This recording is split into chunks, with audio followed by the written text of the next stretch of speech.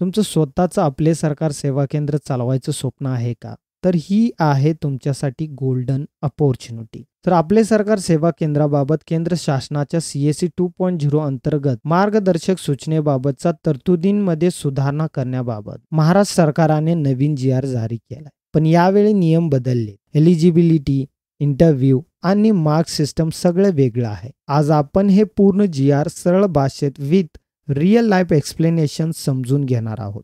So let's jump into the video. So what's new in this GR?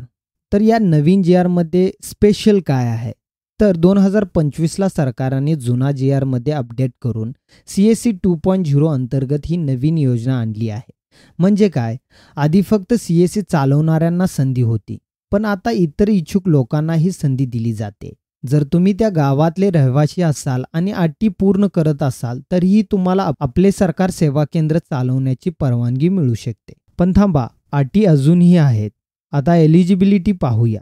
First म्हणजे आपले सरकार सेवा केंद्रासाठी निवड झालेल्या अर्जदारांनी MSCIT किंवा national institute of electronics and informational technology संस्थेमार्फत राबविलेल्या कोर्स ऑन कम्प्युटर कॉन्सेप्ट म्हणजे CCC हा कोर्स उत्तीर्ण केलेला असावा किंवा निवड झालेल्या अर्जदारांनी निवड झाल्याच्या दिनांकापासून 6 महिन्याच्या आत वरीलपैकी किमान एक कोर्स उत्तीर्ण असणे आवश्यक आहे. अन्यथा सदर केंद्राची मान्यता आपोआप रद्द होईल.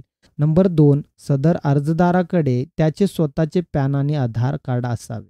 3, तसेच अर्जदार हा त्या भौगोलिक क्षेत्रातील रहिवासी असावा व सदर अर्जदारास मराठी आणि इंग्रजी भाषेचं ज्ञान असावे. असे GR मध्ये मेन्शन केलं आहे. तुम्ही हे बघू शकता.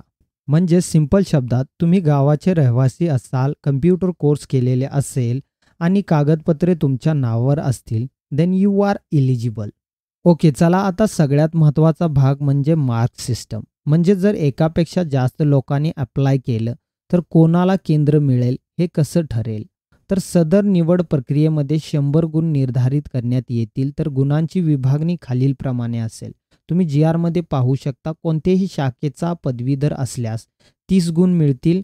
कोणत्याही शाखेचा पदव्युत्तर म्हणजे पोस्ट ग्रॅज्युएशन असेल तर बोनस मार्क 25 गुण.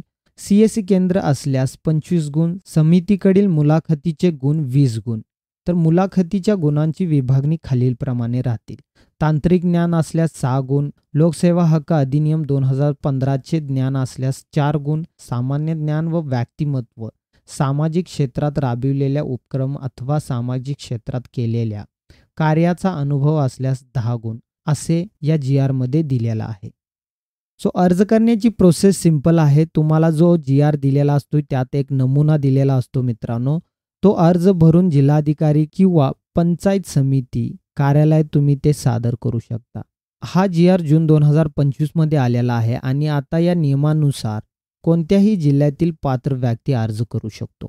पण थांबा, हे तर फक्त सुरुवात आहे. पुढच्या व्हिडिओमध्ये मी तुम्हाला प्रत्यक्षात दाखवणार आहे अमरावती जिल्ह्यासाठी आलेला अर्ज आणि त्याची संपूर्ण प्रोसेस. त्यासाठी चॅनलला सबस्क्राईब करा आणि बेल आयकन दाबा, कारण गव्हर्नमेंट अपडेट्स, अपॉर्च्युनिटी आणि अर्ज कसा भरायचा हे तुम्हाला सरळ सोप्या भाषेत या चॅनलवर बघायला मिळणार आहे. आणि हे बघा मित्रांनो, हे सेंटर मिळणे म्हणजे फक्त सरकारी सेवा नाही, it's a respect plus revenue opportunity. आता सगळं समजलं ना? जर व्हिडिओ आवडला असल्यास व्हिडिओला लाईक करा, शेअर करा आणि कमेंट सेक्शनमध्ये मी अर्ज करणार असे कमेंट करा.